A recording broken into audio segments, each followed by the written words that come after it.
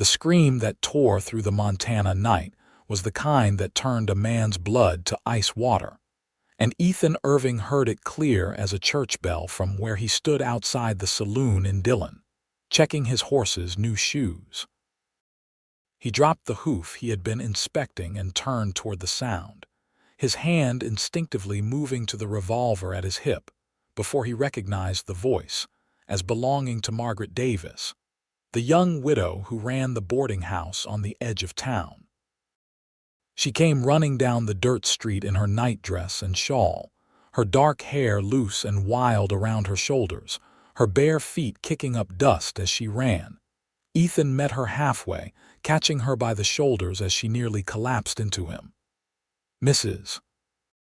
Davis, what in God's name, my daughter?" she gasped, her green eyes wide with terror in the moonlight. "Sarah, she's gone. I put her to bed, I swear I did, but I woke up and the back door was open and she's not in the house. She's only 3 years old, Mr. Irving. She wandered into the woods."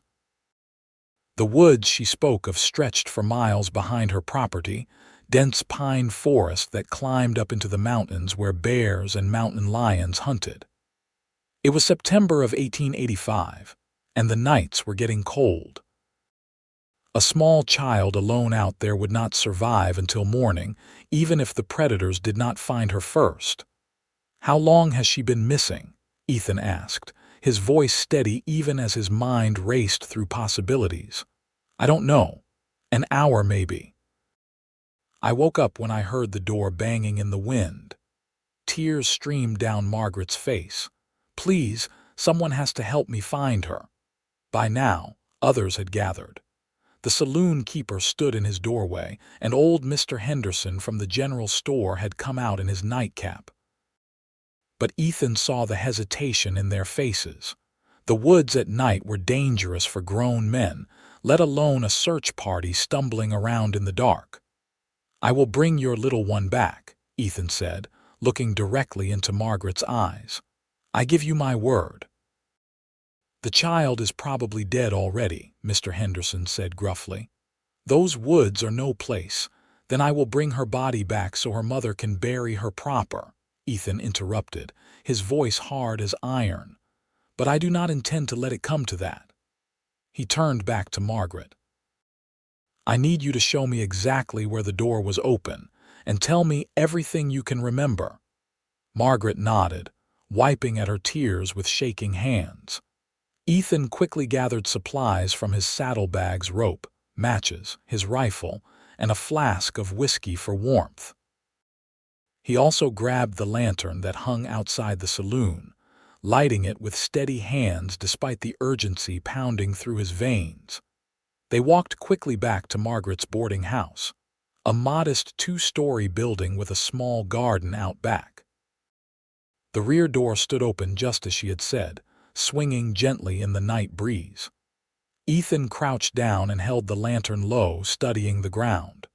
There, in the soft earth of the garden, he found them tiny footprints, child-sized, heading straight toward the tree line. "Does she have a favorite toy, something she might have taken with her?" Ethan asked. Margaret thought hard, her hands clasped together so tightly her knuckles were white. "Her doll. A little rag doll with yellow yarn hair. She calls it Molly." "Good. If she dropped it, that will help me track her path." Ethan stood and met Margaret's gaze again.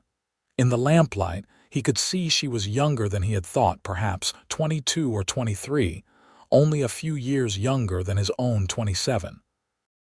Her husband had died of pneumonia the previous winter, leaving her alone with a small child to raise. Ethan had seen her around town, always working hard, always keeping to herself with a quiet dignity that he had admired from a distance. "I should come with you," Margaret said suddenly. "She's my daughter, I should." "No," Ethan said firmly but not unkindly. "You need to stay here in case she finds her way back on her own, and I can move faster alone. I am a good tracker, Mrs. Davis. I spent 5 years scouting for the Army before I settled here. If your daughter is out there, I will find her." Margaret looked like she wanted to argue, but instead she grabbed his hand with both of hers. Her hands were cold and trembling. "Please," she whispered. "She's all I have left in this world." The raw desperation in her voice struck something deep in Ethan's chest. He squeezed her hands gently. "I know. I will not fail you." He turned and headed into the woods, holding the lantern high. The footprints were easy enough to follow at first, small impressions in the pine needles and soft earth. The child had been walking straight ahead, not wandering, which suggested she might have been following something, perhaps an animal she had seen from her window, or simply walking in her sleep. The forest grew denser as Ethan moved deeper into it, the pine trees towering overhead and blocking out most of the moonlight. He called out Sarah's name every few minutes, stopping to listen for any response. The only sounds were the wind in the branches, the occasional hoot of an owl, and the rustle of small creatures in the underbrush. After about 20 minutes of steady tracking, Ethan found the first real clue: the rag doll, lying face down on the ground beside a fallen log. He picked it up and examined it. The doll was damp with dew but otherwise unharmed.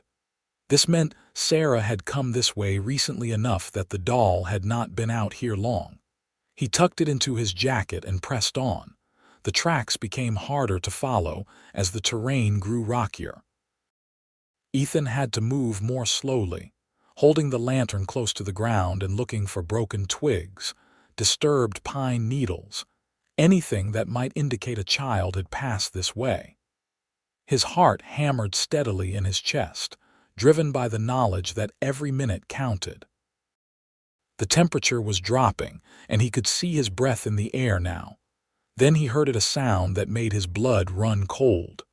The cough of a mountain lion, somewhere ahead and to his left. The big cats were rare this close to town, but not unheard of, especially in the fall when they came down from the high country following the deer. Ethan quickly extinguished his lantern. The light would only make him a target. He set it down carefully and drew his rifle, moving forward by moonlight and instinct alone. His eyes adjusted to the darkness, and he crept forward as silently as he knew how. The army had taught him how to move through hostile territory, and he used every bit of that training now. Another sound reached his ears, a small, frightened whimpering. Sarah. She was alive, and she was terrified. Ethan rounded a large boulder and saw the scene before him.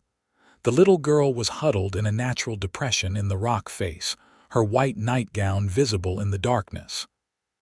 She had pressed herself as far back into the shallow cave as she could go. And not 15 feet in front of her, a large mountain lion crouched low, its tail twitching as it watched its prey. Ethan had perhaps 3 seconds to make a decision.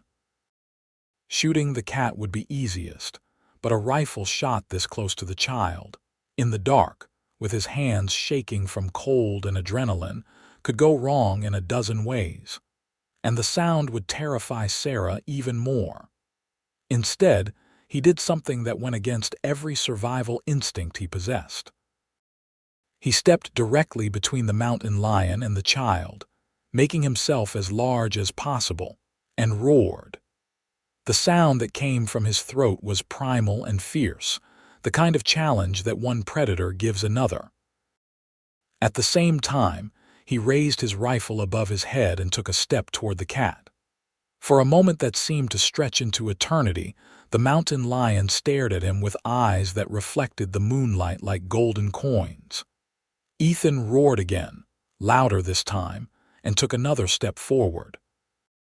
The cat's ears flattened against its skull. It was a large animal, well fed and powerful, but it was also pragmatic. This new threat was bigger, louder, and clearly willing to fight. The child had not been worth that much risk to begin with. With a final hiss, the mountain lion turned and melted into the shadows, disappearing so completely it might have been a ghost. Ethan waited a full minute, his rifle still raised, making sure the cat was truly gone. Only then did he turn around and lower himself to one knee. "Sarah." "Honey, my name is Ethan. Your mama sent me to find you." The little girl stared at him with huge, terrified eyes. She was shivering violently, her lips tinged blue with cold. Ethan shrugged out of his heavy jacket and wrapped it around her tiny frame. "It is all right now. You are safe. I am going to take you home to your mama." "I want Molly," Sarah whispered, her voice barely audible. Ethan reached into his shirt and pulled out the rag doll. "Here she is. She is just fine, see." Sarah grabbed the doll and clutched it to her chest, and then, to Ethan's surprise, she reached out her other hand toward him.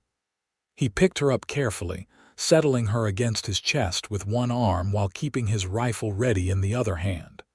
She was so small and light, and so desperately cold. He tucked his jacket more securely around her and began the trek back toward town. The walk back seemed to take forever. Ethan retrieved his lantern and relit it with difficulty, his fingers stiff with cold. Sarah pressed her face against his chest, and he could feel her shivering begin to ease as his body heat warmed her. He talked to her in a low, steady voice the whole way, telling her stories about his horse, about the town, about anything he could think of to keep her calm and alert. "The kitty was scary," Sarah said at one point, her voice muffled against his shirt. "Yes, it was," Ethan agreed. "But you were very brave hiding in the rocks like that. Your mama is going to be so proud of you." "I saw a rabbit," Sarah continued. "Out my window, I wanted to pet it." That explained how she had ended up in the woods. She had seen an animal and, with the innocent fearlessness of a 3-year-old, had simply gone after it. Ethan held her a little tighter. "Next time you want to see an animal, you tell your mama first, all right? She will take you to see the rabbits in the daytime when it is safe." "All right," Sarah agreed solemnly.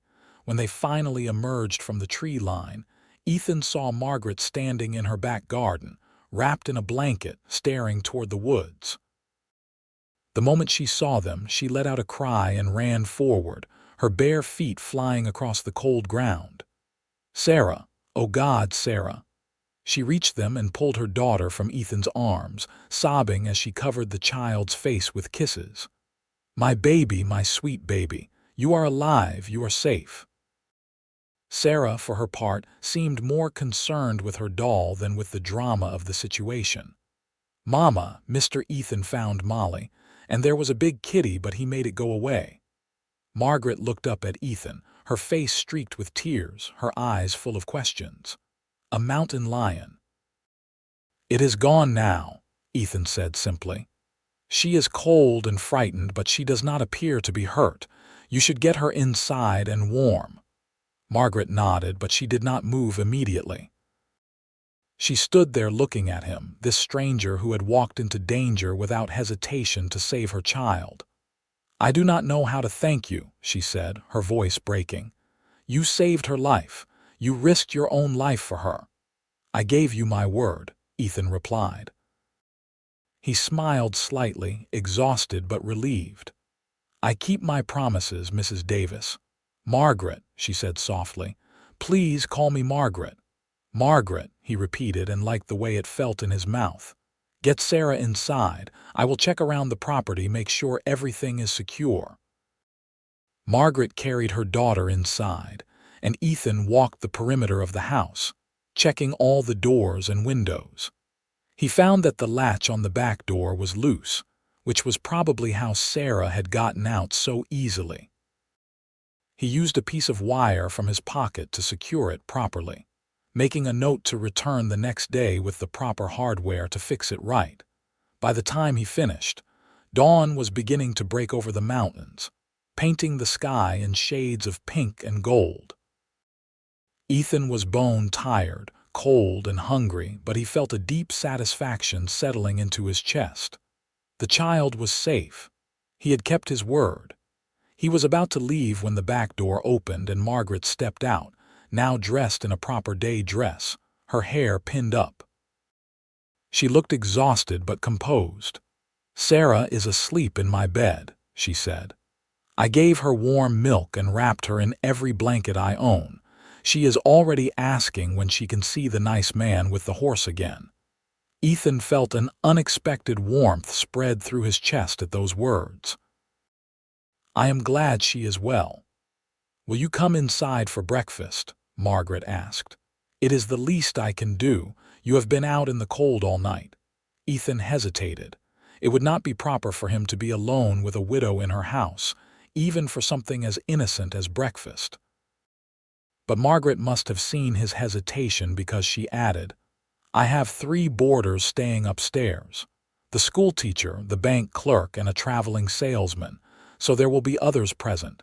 Please, I truly want to thank you properly." With that assurance, Ethan agreed.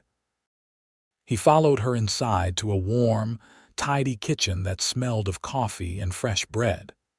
True to her word, the schoolteacher came down shortly after, a thin young man with spectacles who introduced himself as Mr. Porter.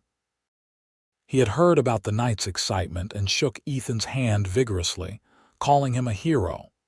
Margaret prepared a breakfast of eggs, bacon, and fresh biscuits that was the best meal Ethan had eaten in months. As he ate, she sat across from him with her own cup of coffee, watching him with an expression he could not quite read. "I need to pay you," she said finally, "for what you did. I have some money saved." "No," Ethan interrupted firmly. "I do not want your money, Margaret. Anyone with a conscience would have done the same." "But they did not," Margaret pointed out. "The others stood there making excuses. You were the only one who acted." She paused, her hands wrapped around her coffee cup. "Why, you barely know me or Sarah." Ethan considered the question carefully. "My sister had a daughter," he said finally.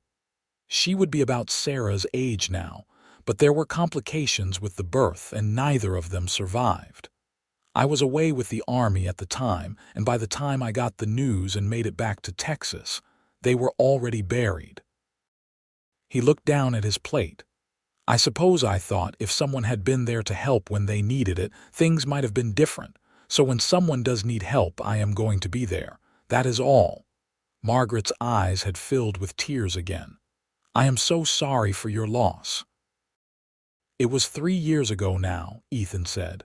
"But thank you." He finished his coffee and stood. "I should go. I need to sleep for a few hours before my shift at the ranch."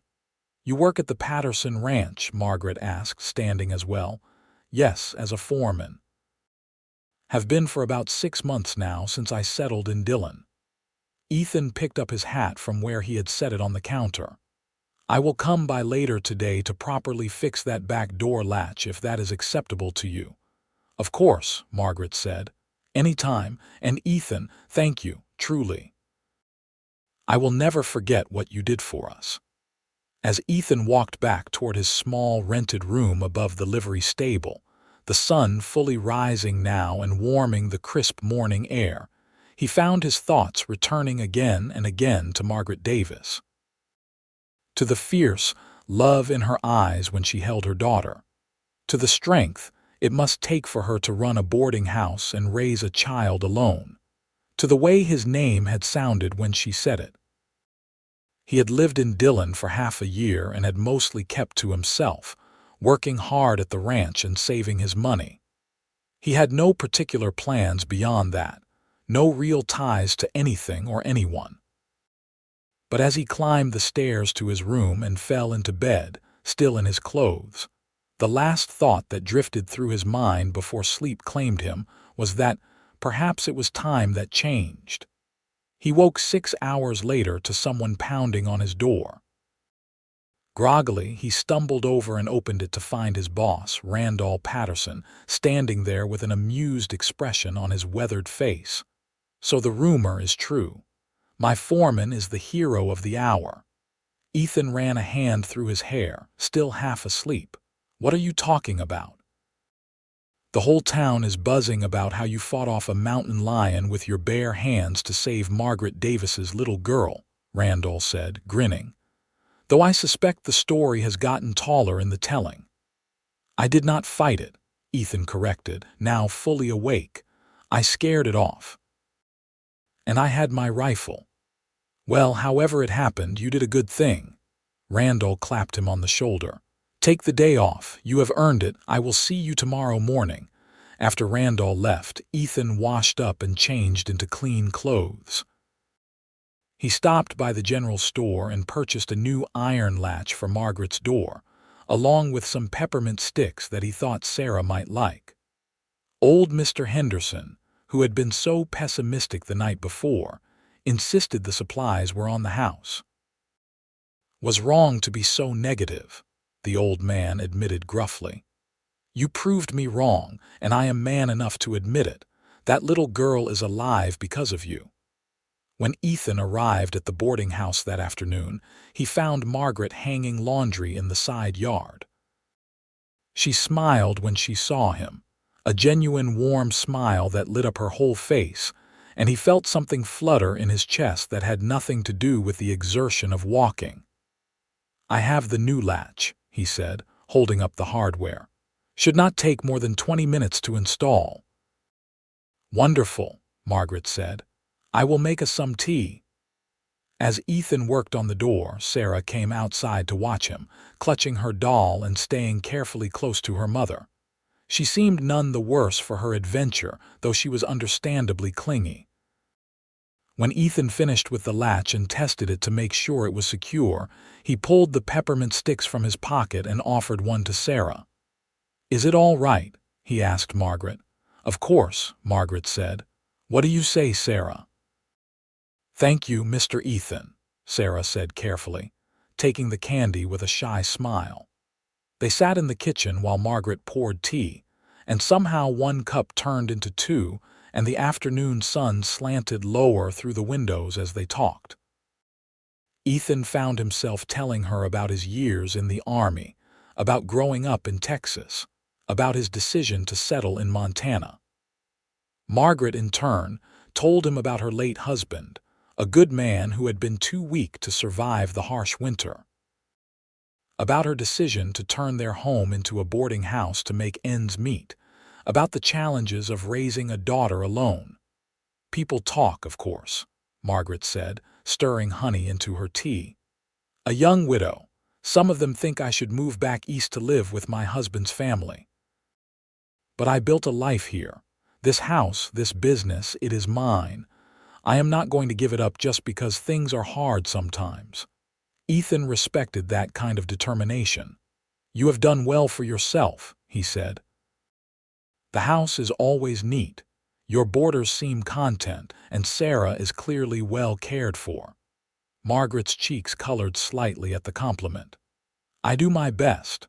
Over the following weeks, Ethan found reasons to stop by the boarding house with increasing frequency. He fixed a loose step on the front porch. He repaired a broken shutter. He brought meat from the ranch when they slaughtered a steer. Each time, Margaret would invite him in for coffee or a meal, and they would talk for hours. The town noticed, of course. Small towns always notice such things. Mrs. Henderson at the general store gave Margaret a knowing smile when she mentioned that Mr. Irving had brought by some fresh beef. The saloon keeper teased Ethan about his frequent visits to the widow's house, but the gossip was mostly good-natured.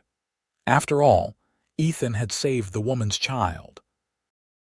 If he was courting her now, well, who could blame him? The problem was that Ethan was not sure if he was courting her or not.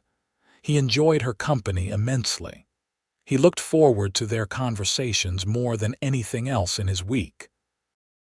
And he had grown genuinely fond of little Sarah, who now ran to greet him whenever he arrived, chattering excitedly about her day.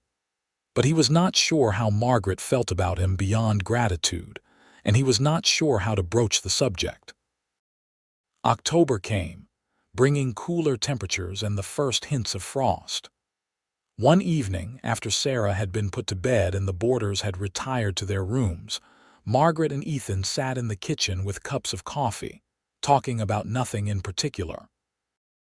There was a comfortable ease between them now, born of many similar evenings. "May I ask you something?" Margaret said suddenly, her green eyes serious in the lamplight. "Of course," Ethan replied. "Why do you come here so often?" She held up a hand before he could answer. "Please understand, I am not complaining. I enjoy your company very much. But I need to understand your intentions, Ethan. People are talking, and I have Sarah to think about. I cannot allow her to become attached to someone who is just going to disappear from our lives." Ethan set down his coffee cup, his heart suddenly hammering. This was it then, time to be honest. "I come here because I want to be here," he said slowly. "Because when I am working at the ranch or riding fence line or doing any of the 100 other things I do during the day, I find myself thinking about what you might be cooking for supper, or what funny things Sarah might have said, or whether you might need any help with anything. I come here because this house feels more like home than anywhere I have been in the last 5 years." Margaret's expression softened, but she pressed on. "And what exactly are you looking for, Ethan? Because if you are looking for companionship or friendship, that is fine. But if you are looking for something more, I need to know that too. I was married before.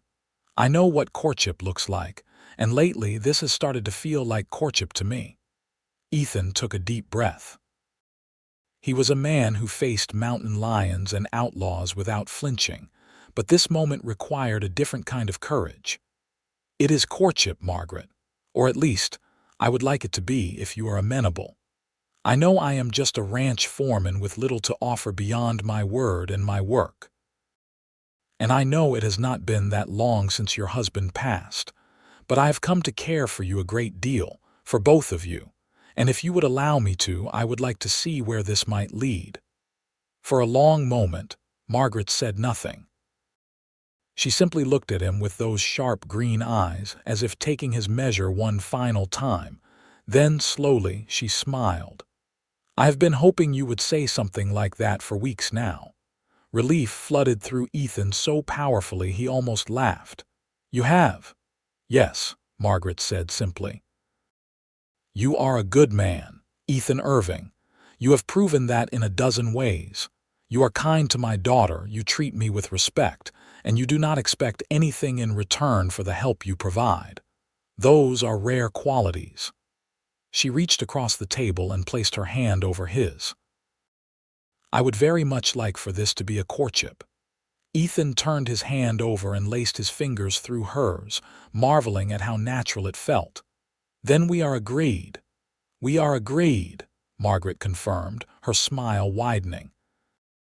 From that evening on, things between them shifted into something deeper and more intentional. Ethan continued to visit regularly, but now there was an acknowledged understanding between them. They were courting with the intention of building something permanent. Ethan met Margaret's boarders formally and earned their approval. Sarah began calling him Ethan instead of Mr. Ethan, a small change that somehow felt monumental. In November, Ethan was promoted to head foreman at the Patterson Ranch, which came with a significant increase in pay and the use of a small cabin on the property. He immediately began fixing up the cabin, with an eye toward the future. Randall Patterson, who had known about Ethan's courtship of Margaret from the beginning, approved heartily. "That woman is salt of the earth," Randall told him one day as they rode out to check on the herd. "My wife and I have known her since she came to Dillon with her husband. She has had a hard time of it, but she has never complained. She deserves someone who will treat her right." "I intend to," Ethan said firmly. One cold December evening, as the first serious snow of winter began to fall, Ethan arrived at the boarding house with a small box in his pocket. Margaret had made a roast for dinner, and afterward, while Sarah played with her doll near the stove and the boarders were occupied upstairs, Ethan asked Margaret to step outside onto the back porch with him. She wrapped a shawl around her shoulders and followed him out, her breath visible in the frigid air.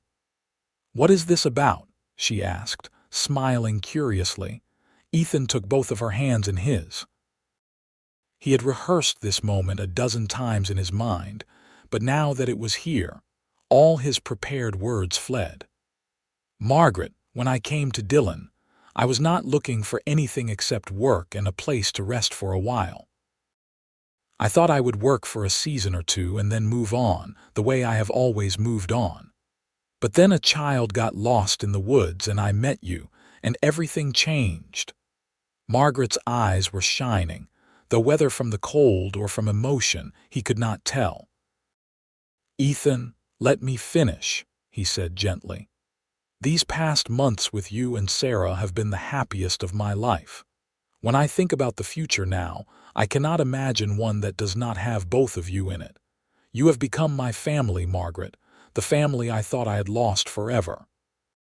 He released one of her hands and pulled the small box from his pocket, opening it to reveal a simple gold band. "I know I am not wealthy and I cannot offer you luxury, but I can offer you my heart, my loyalty, and my promise to take care of you and Sarah for the rest of my days. Will you marry me?" Margaret's hand flew to her mouth, and tears spilled down her cheeks. "Yes," she whispered. "Oh, Ethan, yes. Of course, yes." Ethan slipped the ring onto her finger with trembling hands, and then he pulled her into his arms and kissed her for the first time. It was a sweet, tender kiss, full of promise and hope and the warmth of two people who had found each other against the odds. When they pulled apart, Margaret was laughing and crying at the same time. "I love you," she said. "I have loved you for a while now, but I was afraid to say it first." "I love you too," Ethan replied, and meant it with every fiber of his being. They were married in the Dillon church on a bright January morning in 1886, with half the town in attendance. Sarah served as flower girl, taking her duties very seriously as she scattered petals down the aisle. Randall Patterson stood as Ethan's best man, and Mrs. Patterson stood with Margaret. It was a simple ceremony, but it was perfect. After the wedding, Margaret sold the boarding house to the bank clerk who had been renting a room there, a young man planning to get married himself and looking for a property. The sale gave them enough money to add a room onto the cabin at the ranch and to purchase some furniture and supplies. Margaret's few possessions, along with Sarah's things, were moved to the cabin, and suddenly, Ethan had a real home for the first time since leaving Texas. The adjustment period was surprisingly smooth. Margaret was an excellent cook and an efficient housekeeper, and she seemed to genuinely enjoy being married again. Ethan, for his part, had never imagined he would be so content with domestic life. He loved coming home to a warm house and a hot meal. He loved helping Sarah learn her letters. He loved falling asleep each night with Margaret in his arms and waking up to her smile each morning. Sarah adapted quickly to having Ethan as a permanent fixture in her life. She was too young to remember much of her biological father, and she took to calling Ethan Papa within a few weeks of the wedding. The first time she did it, both Ethan and Margaret had to blink back tears. Spring came to Montana with a rush of wildflowers and green grass. The ranch was busy with calving season, and Ethan worked long hours, but he always made sure to come home for supper. Margaret would have food ready, and Sarah would run to meet him at the door, and for those evening hours, the world contracted to just the three of them in their cozy cabin. One evening in late April, as Ethan sat in his chair mending a bridle and Sarah played at his feet, Margaret sat down across from him with an expression he had learned to recognize. It was the look she got when she had something important to tell him, but was not quite sure how he would react. "What is it?" he asked, setting aside the bridle. Margaret twisted her wedding ring around her finger, a nervous habit. "I went to see Dr. Thornton today," she said. "I have been feeling poorly in the mornings for the past few weeks." Understanding dawned, and Ethan's heart skipped a beat. "Are you?" "I am expecting," Margaret confirmed, her voice soft. "The baby should come in November, the doctor thinks. Ethan was across the room in an instant, pulling her up from her chair and into his arms. "That is wonderful," he said fiercely. "That is the best news." Margaret relaxed against him. "I was worried you might think it was too soon. We have only been married a few months." "I am not worried about that at all," Ethan assured her. "I am thrilled, truly." And he was.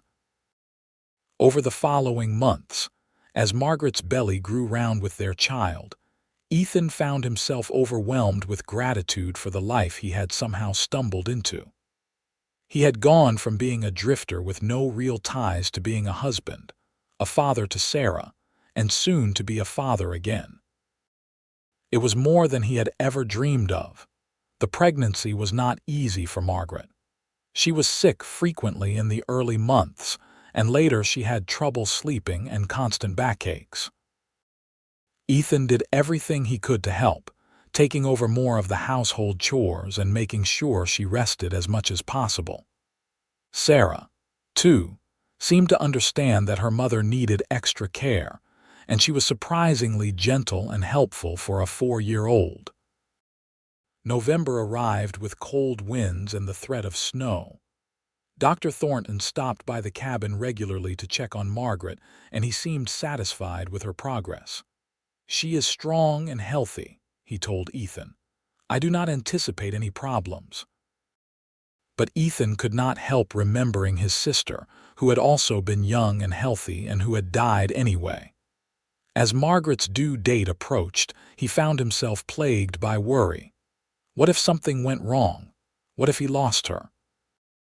Margaret seemed to sense his fear because one evening, as they lay in bed and she was too uncomfortable to sleep, she took his hand and placed it on her swollen belly. "Do you feel that?" she asked as the baby kicked against his palm. "That is our child, Ethan. Strong and healthy and ready to join us. Everything is going to be fine." "How can you be so sure?" Ethan asked. "Because I have you," Margaret said simply. "When Sarah was born, I was alone except for the midwife. My husband was away on business. But this time, I have you, and I know you will not let anything happen to me or to our baby." Her faith in him was both humbling and terrifying. "I will do everything I can," he promised. The baby came on a cold night in mid-November, 3 weeks earlier than Dr. Thornton had predicted. Ethan was out checking on a sick cow when Mrs. Patterson came running to find him, breathless and excited. "The baby is coming. Dr. Thornton is already at the cabin." Ethan ran the entire way back, his heart pounding. He burst through the cabin door to find Mrs. Patterson's teenage daughter watching Sarah in the main room and heard Margaret cry out from the bedroom. He started toward the bedroom, but Dr. Thornton emerged and blocked his path. "You will stay out here," the doctor said firmly. "This is no place for a husband." "But out here, doctor." Thornton repeated. "Mrs. Patterson is with her. She is doing fine, but I need to focus on the birthing, not on keeping you calm." It was the longest night of Ethan's life. He paced the cabin floor, wearing a track in the rug. Sarah had fallen asleep on the sofa, blessedly oblivious to the drama unfolding. Every cry from the bedroom sent a spike of terror through Ethan's heart. He prayed more fervently than he had ever prayed in his life, bargaining with God to keep Margaret safe. Finally, just before dawn, he heard a new sound, the lusty cry of a newborn baby. And then, after what felt like an eternity, Mrs. Patterson emerged from the bedroom with a smile on her face. "Congratulations, Ethan. You have a son, and your wife is tired but healthy." Ethan nearly collapsed with relief. "Can I see them?" Give Dr. Thornton a few more minutes to finish up, and then yes. When Ethan finally entered the bedroom, he found Margaret propped up on pillows, her hair damp with sweat and her face exhausted but radiant. And in her arms, wrapped in a soft blanket, was a tiny red-faced infant with a shock of dark hair. "Come meet your son," Margaret said softly. Ethan approached slowly, almost reverently.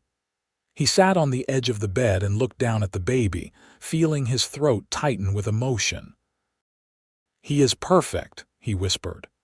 "He is strong, just like his father," Margaret said. She looked up at Ethan with tired eyes full of love. "What should we name him?"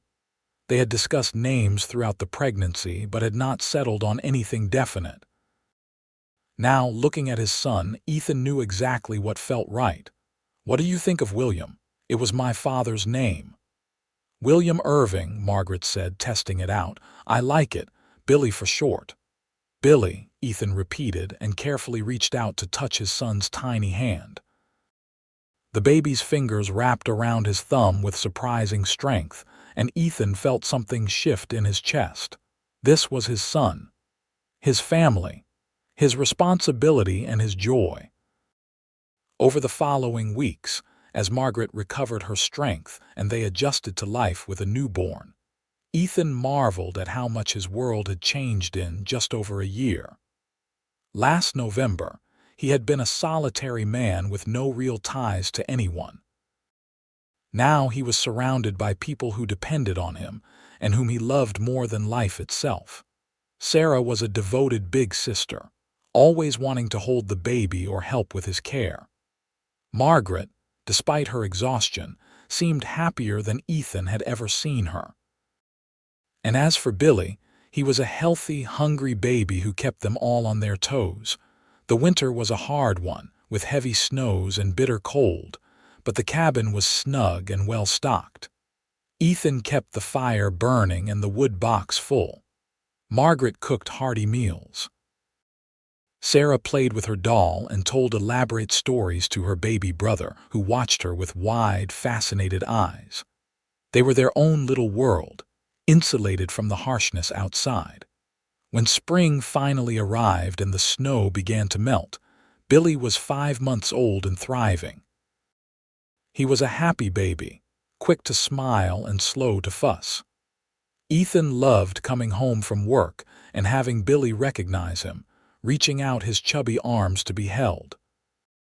One warm May evening, as the sun set in a blaze of orange and pink, Ethan sat on the porch with Margaret while Sarah chased fireflies in the yard and Billy dozed in his mother's arms. It was one of those perfect moments that Ethan wanted to freeze in time forever. "Are you happy?" Margaret asked suddenly. Ethan looked at her in surprise. "More than I ever thought possible. Why do you ask?"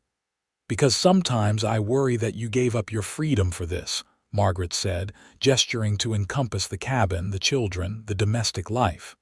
"You were a scout, a soldier. You traveled all over, and now you are tied to one place, to one family." Ethan reached over and took her hand. "I was not living when I was traveling, Margaret. I was just surviving. This right here, this is living. You and Sarah and Billy, you are not chains holding me down. You are the reason I get up every morning. You are my purpose." Tears shimmered in Margaret's eyes. "I love you so much." "I love you too," Ethan said. "And I am going to keep loving you for the rest of my life." The years that followed were good ones. Ethan continued to work as head foreman at the Patterson Ranch, earning the respect of all the cowboys under him and the trust of Randall Patterson. Margaret turned her energy toward making their cabin a true home, with a garden that produced vegetables all summer and preserves that lasted through the winter. Sarah started school in Dillon and proved to be a bright student. Billy grew into a sturdy toddler with his mother's green eyes and his father's determination. In the spring of 1888, Margaret told Ethan she was expecting again. This time, the pregnancy was easier, and in October she gave birth to a healthy baby girl they named Emma. Sarah, now 6 years old, was thrilled to have a sister. Billy, not quite 2, was less certain about this new intruder but warmed up quickly when he realized she could not yet steal his toys. The cabin was now bursting at the seams with 4 children, so Ethan and Randall worked out an arrangement. Ethan would purchase a small piece of land adjacent to the ranch, and the ranch hands would help him build a proper house on it. In exchange, Ethan would continue as head foreman and would help train the new cowboys that Randall was bringing on as the ranch expanded. The house was completed by Christmas of 1889, and the Irving family moved into their new home with great excitement. It was a simple two-story structure, but it had 4 bedrooms, a large kitchen, and a parlor with a stone fireplace. Margaret cried when she saw it, overcome with gratitude and joy. "I never thought I would have something like this," she admitted to Ethan that night as they stood in their own bedroom, looking out the window at the moonlit landscape.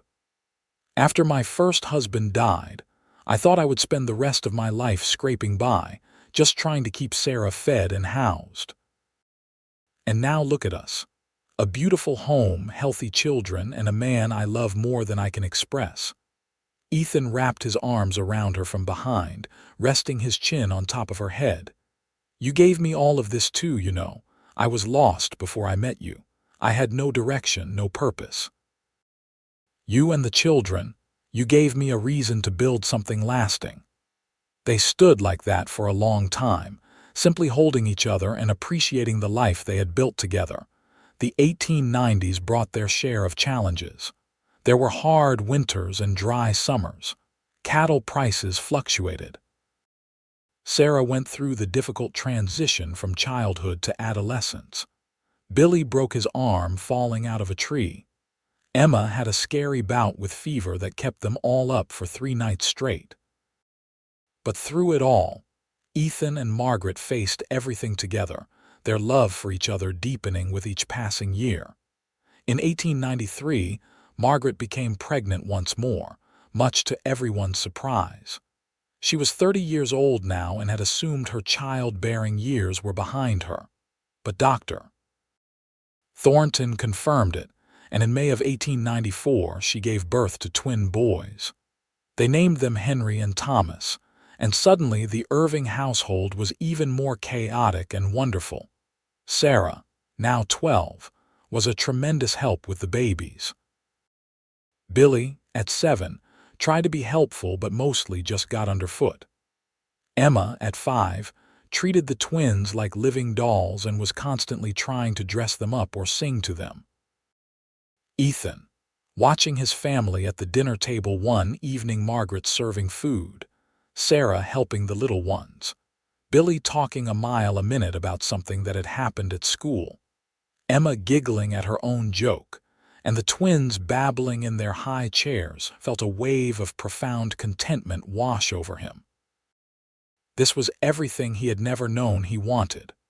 One evening in the summer of 1895, Ethan and Margaret took a rare moment alone together, sitting on the porch after all the children had been put to bed. The twins were a year old now, sleeping through the night most of the time. Sarah was growing into a lovely young woman. Billy was all energy and mischief. Emma was sweet and creative, always drawing pictures or making up songs. "Do you ever think about that night?" Margaret asked suddenly. The night Sarah got lost, Ethan knew immediately what she meant. "Sometimes." "Why?" "Because that was the night everything changed," Margaret said. "If Sarah had not wandered into the woods, if you had not been standing outside the saloon at that exact moment, if you had not been the kind of man who would walk into danger to help a stranger, none of this would exist." She gestured to the house, to the land, to the life they had built. "Everything we have started with that one moment." Ethan considered this. "I suppose you are right, although I like to think we would have found each other eventually. Some things are just meant to be." "You really believe that?" Margaret asked. "I do," Ethan said. "I believe you and I were meant to find each other, and I am grateful every day that we did." Margaret leaned her head on his shoulder. "I am grateful too. You kept your promise, Ethan. You brought my little one back. And in doing so, you gave me a whole new life." "We gave each other a new life," Ethan corrected gently. They sat in comfortable silence as the sun set, and the first stars began to appear in the darkening sky. From inside the house came the faint sound of one of the twins fussing, and Margaret sighed and started to stand. But Ethan waved her back down. "I will get him," he said. "You stay here and rest." He went inside and picked up little Thomas, who had managed to kick off his blanket. Ethan wrapped him up again and rocked him gently until the baby settled back to sleep. As he stood there in the quiet nursery, holding his son, Ethan thought about the journey that had brought him here. The pain of losing his sister and her baby. The years of wandering. The night he heard a woman screaming in terror and made the decision to help. That decision had changed everything. It had brought him Margaret and Sarah. It had given him Billy, Emma, Henry, and Thomas. It had given him a home and a purpose and a family to love. He carefully laid Thomas back in his crib and then checked on Henry, adjusting his blanket as well. Then he walked through the house, looking in on each of his sleeping children. Sarah in her room, sprawled across her bed with a book lying open beside her. Billy curled up like a puppy, taking up far more space than a 7-year-old should. Emma sleeping peacefully with her favorite doll clutched in her arms. Finally, he returned to the porch where Margaret was still sitting, looking up at the stars. He sat beside her and took her hand, and they stayed like that until the moon rose full and bright over the Montana mountains, illuminating the land they called home. The years continued to pass, bringing with them all the joys and sorrows of life. Sarah eventually married a young rancher from the neighboring property, giving Ethan and Margaret their first grandchild in 1901. Billy grew into a strong young man who took a job working alongside his father at the Patterson Ranch. Emma showed talent for teaching and went to the territorial school in Helena to get her certificate. The twins, Henry and Thomas, were inseparable and spent their days exploring every inch of the ranch and beyond. Through it all, Ethan and Margaret remained the center of their family, the foundation on which everything else was built. They had their disagreements, as any couple would, but they never went to bed angry. They supported each other through losses: the death of Margaret's mother, the loss of a season's crops to drought, the sad day when Randall Patterson passed away, and Ethan had to help Randall's son take over the ranch. On their 20th wedding anniversary in January of 1906, the entire family gathered at the house for a celebration. Sarah was there with her husband and 3 children. Billy had recently gotten engaged to a sweet girl from town.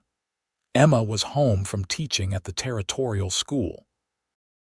The twins, now 12 years old, had made a cake that was lopsided but delicious. As Ethan looked around the crowded parlor, at the faces of all the people he loved, he felt Margaret slip her hand into his.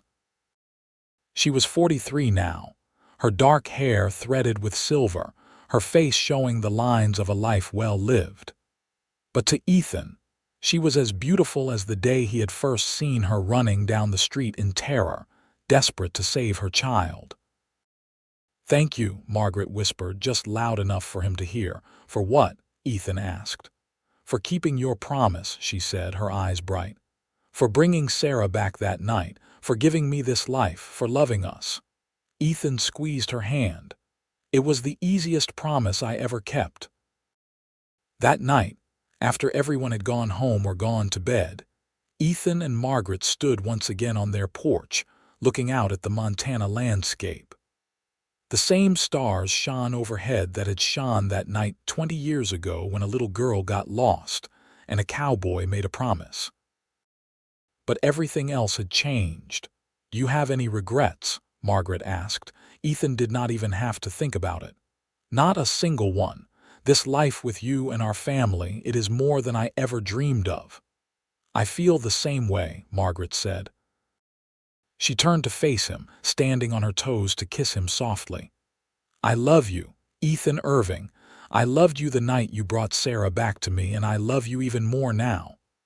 "I love you too, Margaret. Always have, always will." They stood together in the Montana night, 2 people who had found each other in the darkest of moments and had built a life full of light. The cowboy who had walked into danger without hesitation. The mother who had refused to give up hope. Together, they had created something beautiful and lasting. Inside the house, their children slept safely.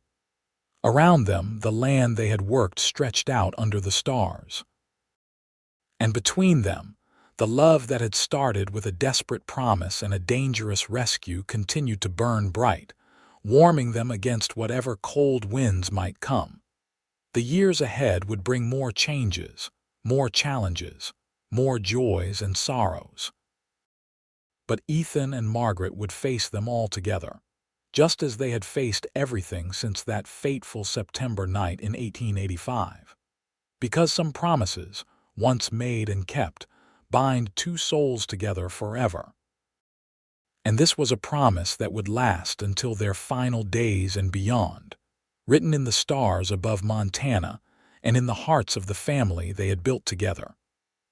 A family that had started with a child lost in the woods, a cowboy's oath, and the courage to love when the future was uncertain. It was, in the end, exactly the life they both deserved. The life they had fought for, worked for, and built together one day at a time. And it was more than enough. It was everything.